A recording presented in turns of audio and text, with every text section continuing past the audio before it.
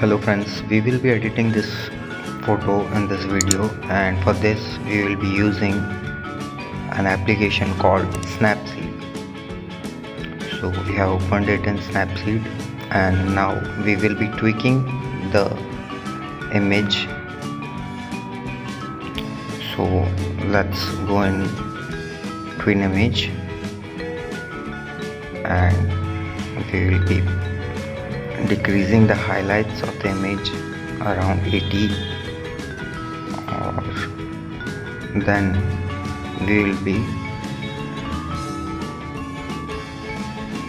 boosting the shadows of the image so that the image looks good and the shadows will be boosted. So we'll be putting the shadows around 10, and then we will be increasing the brightness of the image so that the darker parts in the image will look good. And the brightness will be around 35, and then we will boost the saturation to 100% and the ambience to 100%. After that we will be tweaking the contrast of the image, and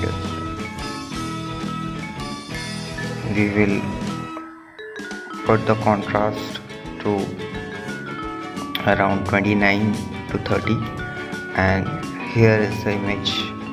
The final output looks something like this.